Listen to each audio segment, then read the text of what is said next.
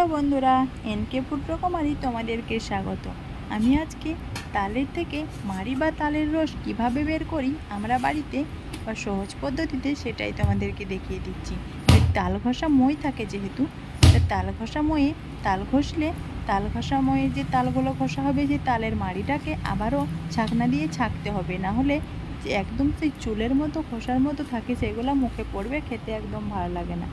আর আমি এখানে নিয়ে নিয়েছি একটা খাঁচি, বড় সাইজের, যেগুলোকে কি বলে, ঝাঁঝি খাঁচি, যাই হোক একটা বলে। ওই খাঁচি নিয়ে নিয়েছি।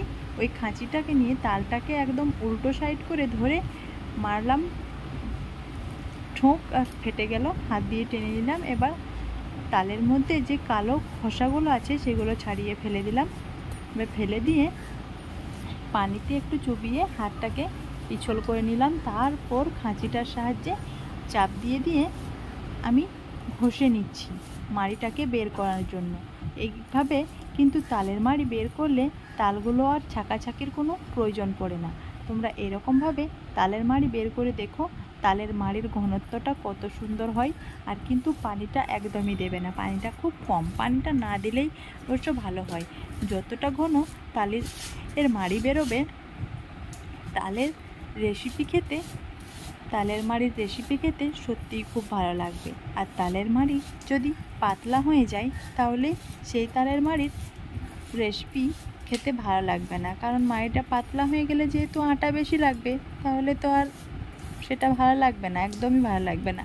আমি ঘনভাবে কীভাবে মাড়ি বের করছি সেটাই তো দেখাচ্ছি তোমাদেরকে।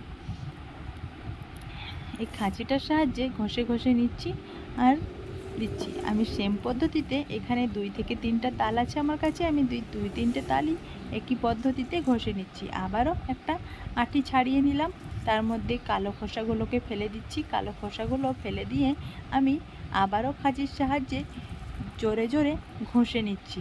ঠিক এরকমভাবে ঘষে নিতে হবে, হাত দিয়ে চাপ দিয়ে দিয়ে ঘষতে হবে। আর খাঁচিটার নিচে একটা থালা রাখতে হবে, যে থালার সাহায্যে মাড়িগুলো জড়ো হবে। সেই খাঁচিটা আমি নিয়ে নিয়েছি, এই খাঁচিটার সাহায্যে হাত দিয়ে দিয়ে ঘষে নিচ্ছি। ঠিক এরকমভাবে এক হাতে চাপ দিতে হবে আর এক হাতে ঘষতে হবে, আর নিচে থাকবে থালা, ওপরে থাকবে খাঁচি। ঠিক এরকমভাবে ঘষে নিচ্ছি। দেখাতে একটু অসুবিধা হচ্ছে, আমি বুঝতে পারছিলাম না কীভাবে তোমাদেরকে দেখাবো। হাতে তো অনেক তালের মাড়ি লেগে আছে, আর মোবাইলটা কিভাবে ধরবো বুঝতে পারছিলাম না। তাই স্ট্যান্ড যাই পেলাম সেটা দিয়ে করার চেষ্টা করলাম, কিন্তু অর্ধেক করে দেখানো যাচ্ছে আর অর্ধেক করে কেটে যাচ্ছে। ওই যাই হয়েছে সেইভাবেই তোমাদেরকে দেখিয়ে কিন্তু বলে দিচ্ছি। তোমরা এরকমভাবে তালের মাড়ি একবার বের করে দেখো বাড়িতে, খুবই ঘন আর খুবই সুন্দর মাড়ি বেরোবে। একটু সেই মাড়ি ছাকতেও হবে না, মাড়ির মধ্যে কোনো দানা চোকা যে চুলের মতো থাকে সেগুলো কোনো কিছুই বেরোবে না। হাত দিয়ে জোরে জোরে ঘষে নিতে হবে। আমি ঠিক এরকমভাবে জোরে জোরে ঘষে নিচ্ছি। সেম পদ্ধতিতে আবারও একটা আঁটি নিয়ে ওই খোসাগুলো বাদ দিয়ে আবারও আমি হাত দিয়ে খোসাগুলোকে ছাড়িয়ে দিয়ে আবারও খাঁচির মধ্যে ঘষে নিচ্ছি। ঠিক এরকমভাবে সব মাড়িগুলোকেই সব তালগুলোকেই ঘষে নিয়ে মাড়িটাকে বের করে নেব। দেখো বালতির মধ্যে পানি নিয়েছি, আর হাতটাকে শুধু এভাবে চুবিয়ে মাড়িটা একটু নাকিয়ে দিলাম। ঠিক এরকমভাবেই লাগিয়ে দিতে হবে, আর এরকমভাবেই জোরে জোরে ঘষতে হবে।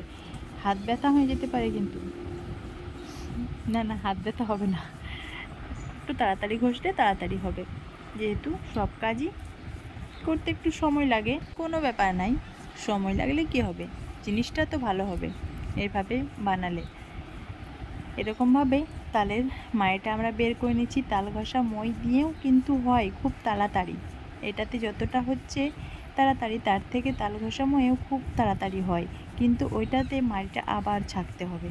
আবারও এখানে মশারি নিয়ে আসো, কাপড় নিয়ে আসো, তালের মাড়ি ছাকো, এটা আবার আর এক ঝামেলা থেকে। এইভাবে মাড়ি ঘষলে আর ছাকাছাকির প্রয়োজন নেই। ঠিক এরকমভাবেই মাড়িগুলোকে স্পিডে ঘষে নিতে হবে। তারপর মাড়িটা দিয়ে যে কোনো রেসিপি বানানো যেতে পারে।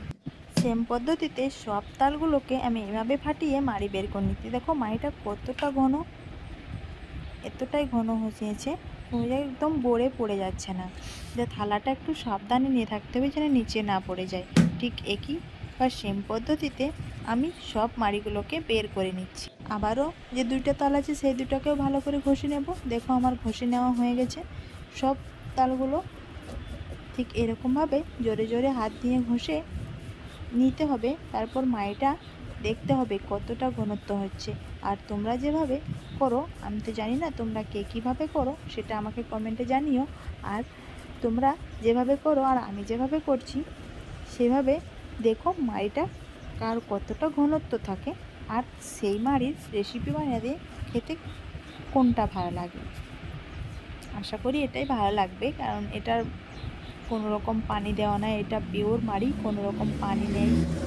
আমার 3-4টে তাল ঘষতে অনেকটা সময় লেগে গেছে। করব, তাল যেহেতু নিয়ে এসেছি তখন তো ঘষতেই হবে। এই দেখো মাড়িটা তোমাদেরকে এবার দেখিয়ে দিচ্ছি মাড়িটা কতটা ঘনত্ব হয়েছে। খাঁচিটা কিন্তু লেগেও আছে ভিতর দিকে, আমি ছাড়িয়ে নিলাম। আর খাঁচিটা যদি নতুন হয় তো কোনো সমস্যা নেই, যদি পুরনো হয় তাহলে কিন্তু এটাকে পরিষ্কার করে ধুয়ে নিতে হবে, যেহেতু মাড়িটা আর ধোয়া যাবে না। এটাকে ভালোভাবে নিয়েছি, দেখো কতটা ঘনত্ব। হাত দিয়ে আমি তোমাদেরকে দেখিয়ে দিচ্ছি। এই দেখো হাতে একটাও দানার মতো বা চুলের মতো লেগে নাই, একদম আছে। এই যে খাঁচির মধ্যে কতগুলো যেগুলো চুলের মতো লেগে আছে, যেগুলো মই দিয়ে ঘষলে ছাড়তে হবে, ওই দেখো কত লেগে আছে। এবার আমি এই মাড়িটা দিয়ে অনেক ধরনের রেসিপি বানাবো, তাই একসঙ্গে আমি মাড়িগুলোকে ঘষে নিলাম। তালগুলোকে মাড়িগুলোকে এক জায়গা করে ফ্রিজে রেখে দেবো, যখন তখন বের করে রান্না করা যাবে। যদি মাড়ি রাখতে চাও ফ্রিজে তাহলে একটু জাল দিয়ে দিবে, তারপর ফ্রিজে ভরে রাখবে। আর যদি ফ্রিজে কাঁচা রাখতে চাও তাহলে ডিপ ফ্রিজে রেখে দেবে, তাহলে অনেক দিন পর্যন্ত সংরক্ষণ করা যাবে। যখন ইচ্ছা হবে তখন বের করে কিন্তু রান্না করা যাবে বা রেসিপি বানানো যাবে। এবার এগুলো আমি পরিষ্কার করে নিই। টাটা বন্ধুরা, খুব সুন্দর মাড়ি হয়েছে কিন্তু।